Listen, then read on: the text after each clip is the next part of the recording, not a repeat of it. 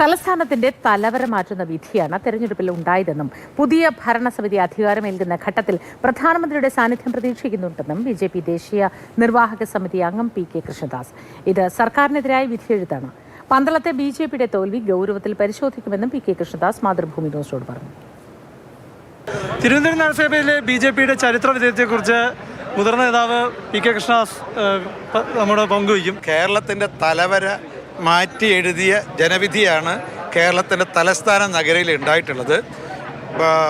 LDFിൻ്റെ ദുർഭരണത്തിന് ഏറ്റ കനത്ത തിരിച്ചടിയാണ്. അത് സംസ്ഥാന ഭരണത്തിനും അതേപോലെ അവരുടെ തീവട്ടിക്കൊള്ള നടത്തിയ കോർപ്പറേഷൻ ഭരണത്തിനെതിരായിട്ടുള്ള വലിയ ജനവിധി. അതോടൊപ്പം തന്നെ BJP NDA ജനമധ്യത്തിൽ അവതരിപ്പിച്ച വികസനത്തിൻ്റെ അജണ്ടയ്ക്ക് അനുകൂലമായിട്ടുള്ള ഒരു ജനവിധി കൂടിയാണ് തിരുവനന്തപുരത്ത് ഉണ്ടായത്. അവിടെ തലസ്ഥാനം ഭരിക്കുന്നത് BJP-യാണ്. അത് കേരളം ഭരിക്കുന്നതിന് തുല്യമാണ്. കേരളം മൊത്തം എടുക്കുമ്പോൾ UDFിൻ്റെ ഒരു വലിയ തരംഗം കാണുന്നുണ്ട്. കാരണം LDF സർക്കാരിനെതിരായ ഒരു വികാരം. എങ്ങനെ LDFിൻ്റെ പ്ലേസിലേക്ക് BJP കടന്നു വരികയാണ്? ഇവിടുത്തെ ഭരണകൂടത്തിനെതിരായിട്ടുള്ള ജനവിധിയാണ്. ഇപ്പോൾ സ്വാഭാവികമായിട്ടും മുഖ്യ പ്രതിപക്ഷ കക്ഷി എന്നുള്ള നിലയിൽ കോൺഗ്രസിനും UDFിനും അതിൻ്റെ ചെറിയ പങ്ക് കിട്ടിയിട്ടുണ്ട്.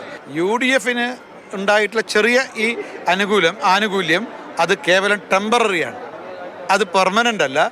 പെർമനൻ്റ് സ്വാഭാവികമായും കേരളത്തിലെ ജനങ്ങൾ ഈ വികസന രാഷ്ട്രീയത്തോടൊപ്പം അണിനിരക്കാൻ തയ്യാറാകുന്നു.